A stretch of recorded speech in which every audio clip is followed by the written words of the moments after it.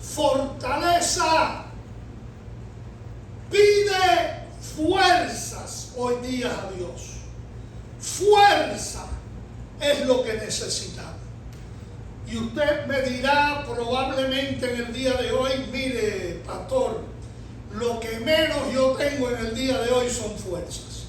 Pues yo le entiendo y Dios también le entiende.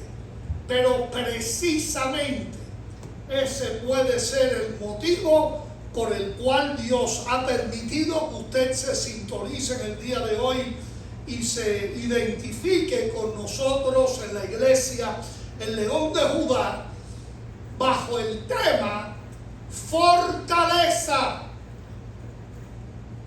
Cuando hablo de Joel, y los quiero posicionar en el capítulo 3, pero quiero darle una pequeña introducción de este profeta menor tan importante para los últimos días.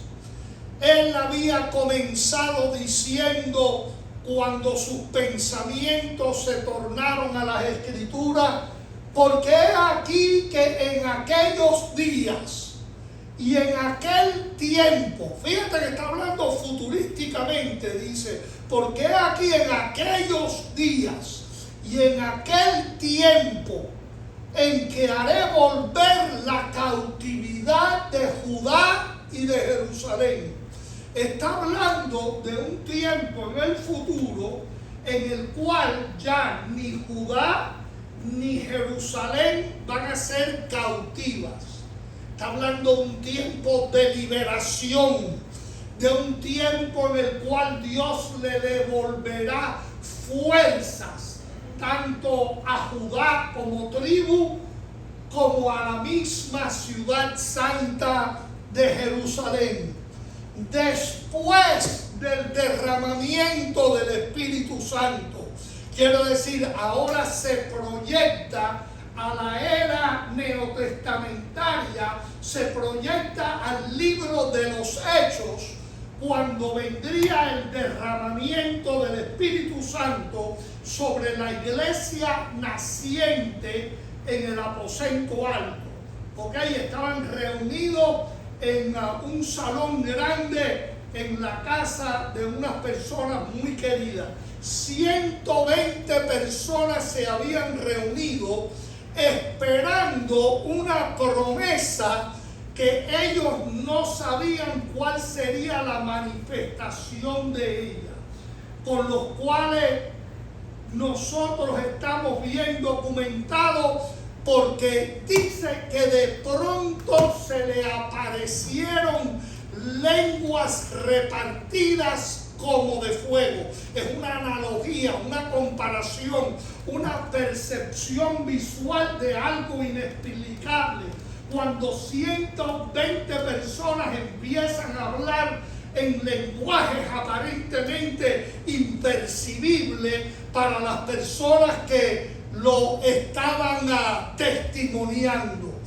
Después de este derramamiento y después del año 1948, cuando de pronto Jerusalén es rescatada y llega a manos, entiende, de judíos, quiere decir al nacimiento de la nación de Israel.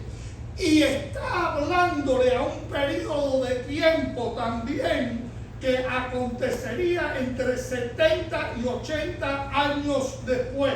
Nos posiciona al día presente, en lo cual tanto Judá como Jerusalén iban a experimentar una transformación de fortaleza, hermanos, incomparable, como nadie se lo pudiera imaginar. Yo creo que ya ustedes están listos para leer el texto mío de la palabra de Dios, que es Joel 3:10.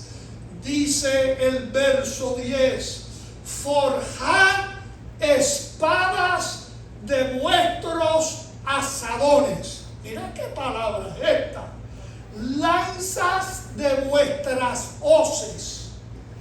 Diga el débil. ¿A quién le está hablando Dios? ¿A los fuertes? No, a los débiles.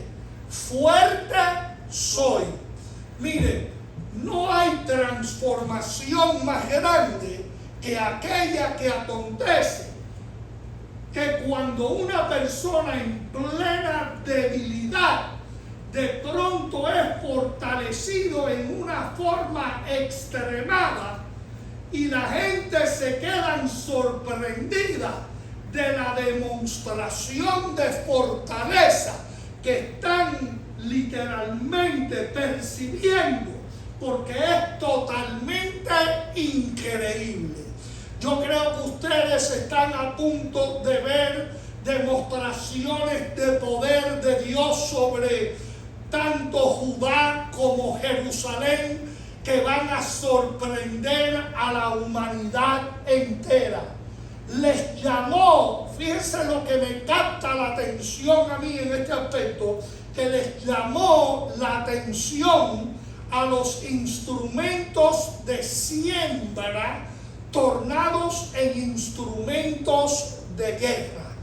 Todo el tiempo ellos tuvieron en sus manos espadas, ¿ok? No unas espadas sofisticadas, sino literalmente bastante simples. Ellos tenían en las manos hoces para poder cosechar sus sembradíos. Y en el medio de todo esto también tenían lanzas que les servían, ¿entiendes?, para distintas funciones elementales en el campo. Pudiéramos llamar a estos instrumentos de guerra. La realidad es que no, porque son instrumentos agrícolas, son instrumentos esenciales para poder escasamente darle vueltas, como quien dice, a la tierra, para ver si pueden sembrar y cosechar los más elementales de los granos para matar el hambre. Estamos hablando un pueblo en un estado de debilidad, en un estado verdaderamente triste, si lo vamos a reconocer como tal.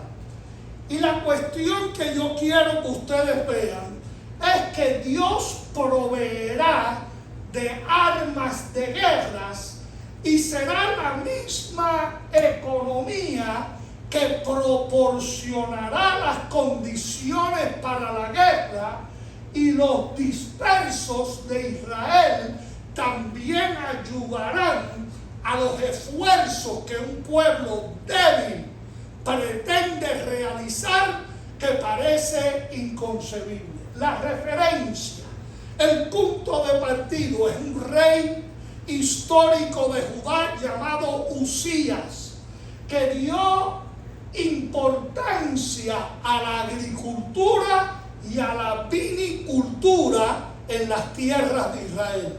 Un rey que de pronto convenció a la gente que había que sembrar y que había que plantar viña.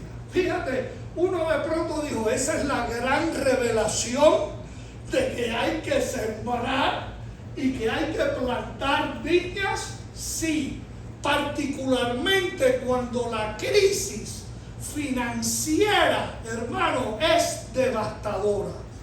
Isaías y Miqueas, curiosamente, también hacen mención de lo que ocurrirá en tiempos mesiánicos, hablando de los últimos tiempos.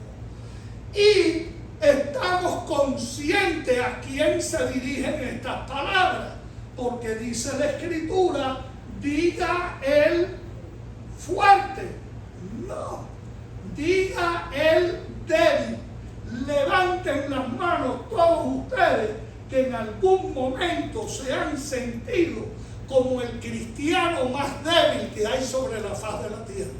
¿Verdad que sí? Que todos hemos estado allí, que consideramos que nuestra debilidad es extrema y que nosotros somos totalmente inútiles y que Dios no puede hacer absolutamente nada con nosotros.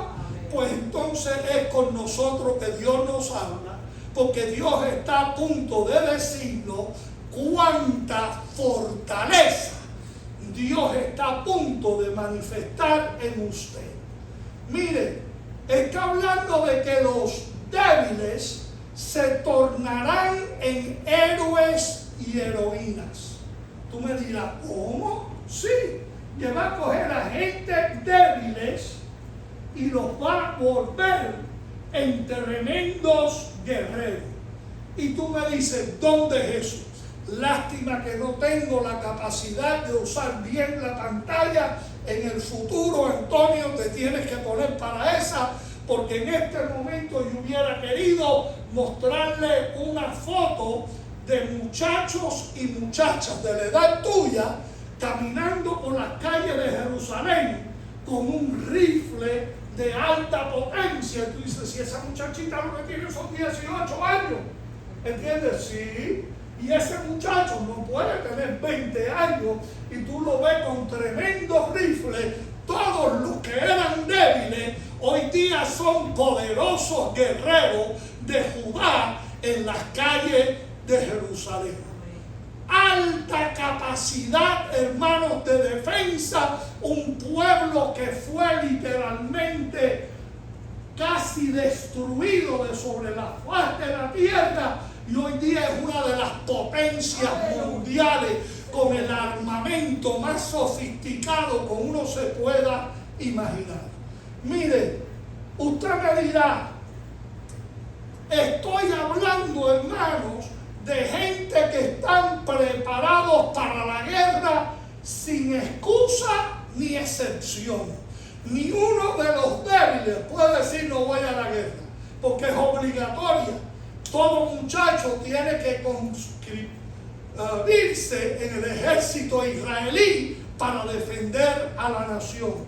Y sin excepción de nadie. Usted me dirá que usted quiere decir por edad o por vejez, ni muy joven ni muy viejo, porque agarran a un viejo y le digan, oye, agarra un rifle que hay que defender a la nación. La debilidad de la indiferencia versus la disponibilidad a espíritu de guerrero, que es un tipo de la tribu de Judá, porque su antepasado Judá era un hombre de guerra. Y ponían a la tribu de Judá siempre delante para poder frenar a los enemigos. Y adivina qué sucedía.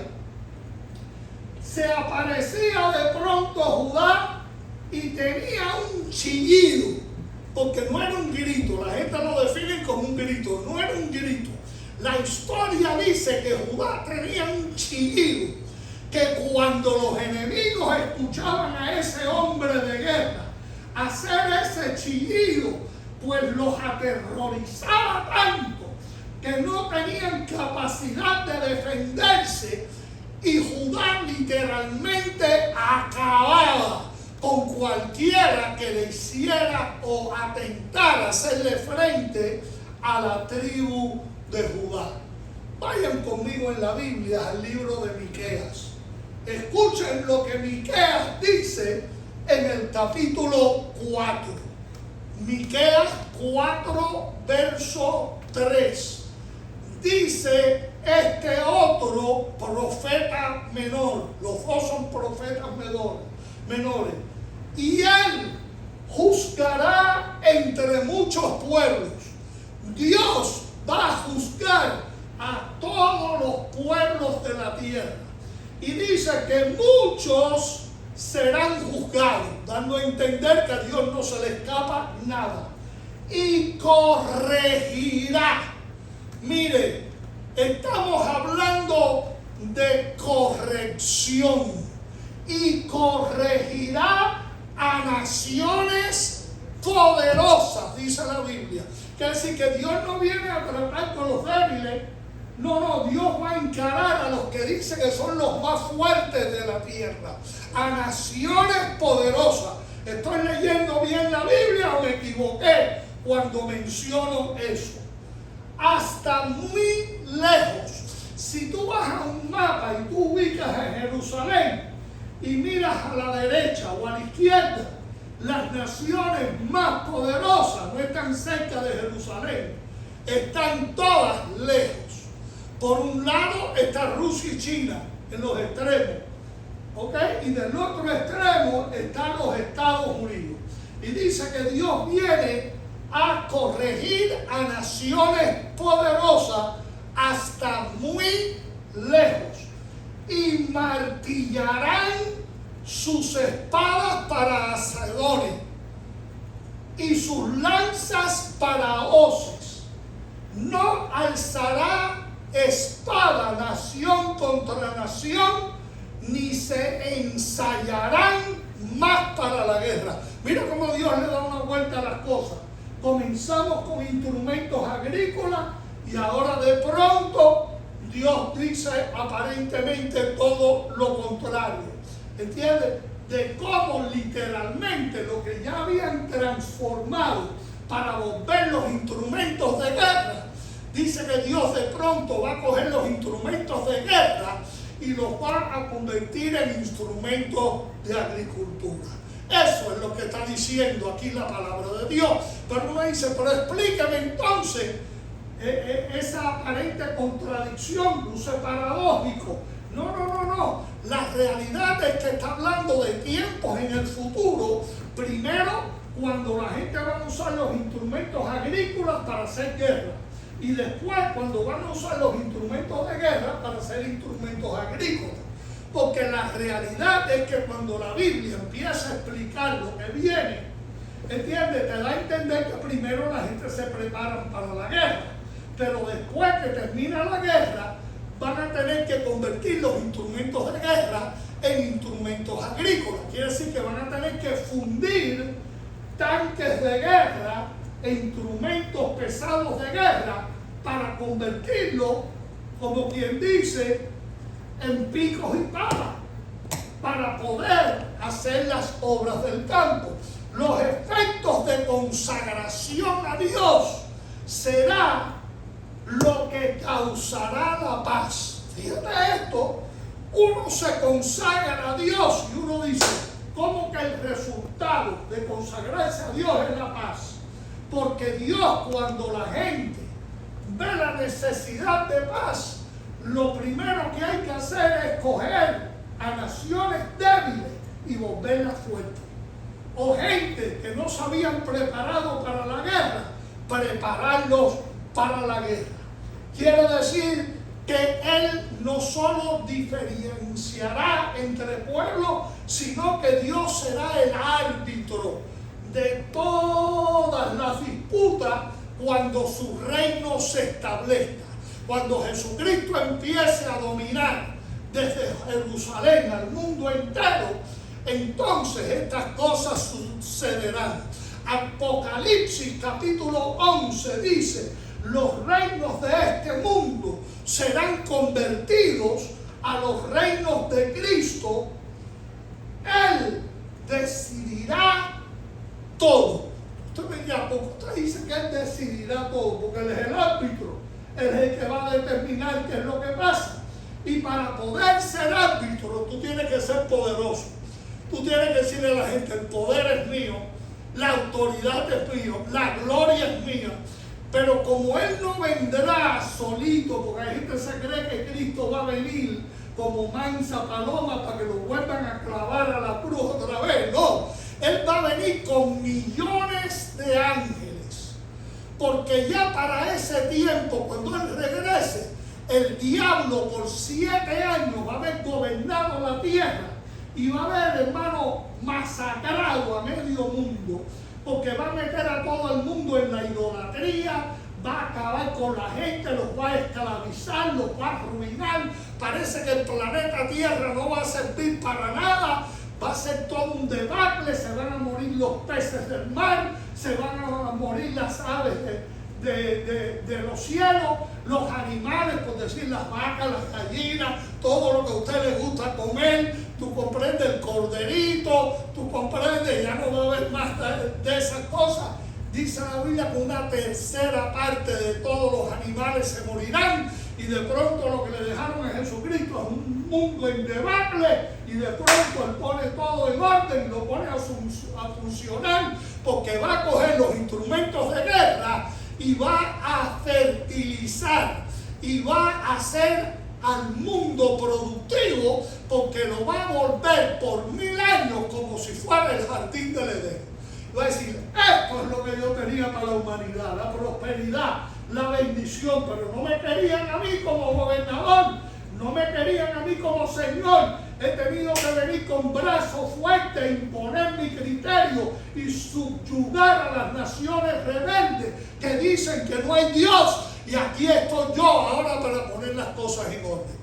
Miren, mis queridos hermanos, cuando Jesús venga, no vayan a pensar que le van a estar aplaudiendo, sino que dice la Biblia que los poderosos de este mundo le van a decir a la montaña, cáenos encima para que nos tape la vista del que viene, porque no sabemos ni qué le vamos a decir a él. ¿Por qué? Porque nadie le quería hacer caso a Jesús. La referencia es hasta los reinos más remotos del mundo. Y se sentará todo hombre, fíjate cuál es la finalidad, debajo de su vid. Todo hombre, todo ser humano va a tener su tierra, va a ser próspera. Dice que se van a sentar tranquilos en su vid. Por favor, Ena, tú me invitas por allá. ¿Tú comprendes? ¿Para qué? Para comerme unas cuantas juguitas contigo. Y te diga, Ena, ¿qué tú vas a hacer? Diga, no, yo lo voy a coger tranquila por unos cuantos meses aquí. ¿Y qué piensas hacer? Déjame tranquilita aquí. Quiero estar desocupada por un tiempo, disfrutando de todo lo que tengo, descansando. ¿Tú comprendes? Mira, mis queridos hermanos, si solamente ustedes se imaginasen. Es una imagen de paz, de seguridad y de tranquilidad, con amplia prosperidad para todos. Porque el problema es que en este mundo hay gente que son muy prósperas, pero no hay prosperidad para todos. ¿Por qué? Porque hay muchos abusos en el medio de todo. ¿Anhela usted vivir en un reino como el de Jesús, donde haya paz y seguridad para todo el mundo? Donde nadie venga a robarte, tú comprendes, lo tuyo. Y lo ha dicho usted, y lo ha dicho la boca del Señor Dios de los ejércitos, que esto va a ser así. Mire, Él no viene solo, sino acompañado de millones de ángeles, que será un espectáculo extraordinario, porque le ayudarán con la ayuda de la iglesia, que serán designados como gobernadores en distintas regiones y en distintas capacitaciones por los 4 rincones del mundo, para que este mundo sea lo que Dios pretendería que sea.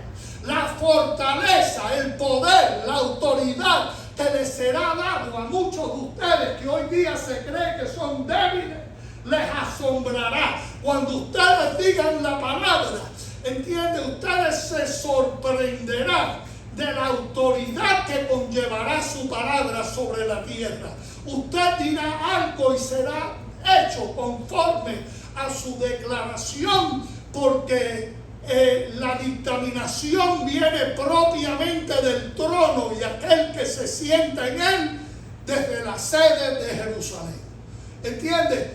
Yo creo que hasta las vestimentas de ustedes hablarán de la autoridad que les será delegada, porque cuando vean la emblema del rey en ustedes, dirán, ¡ups! Llegó la policía. Sí, usted respeta a la policía por el color del uniforme. Usted sabe bien cómo es el sombrero del policía o el casco.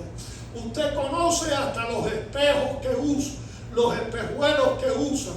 Usted conoce los detalles y sabe que cuando él saca su librito, ¿entiende? Y te hace preguntas y te dice, señor, señora, ¿qué es lo que usted hacía? ¿Por qué usted iba a esa velocidad? ¿Por qué usted hacía esto o lo otro? Mire, yo estoy hablando de fortaleza como usted jamás se había imaginado que Dios le haría de fuerte. Yo le digo hoy, pide fuerzas. Dile a Dios, dame un poco de fuerza porque yo sé que falta poco para el día glorioso de la venida tuya y la instalación tuya sobre la tierra. Dice que cuando Él venga y Él abra su boca, que de su boca saldrá una palabra tan poderosa que a los que los resistan los matará su palabra. Su palabra será tan poderosa que nadie le podrá hacer frente y todo poder será subyugado. A este Cristo glorioso es a quien ustedes sirven y por medio de Él ustedes reinarán con Él sobre toda la tierra. Pónganse en pie todos los presentes.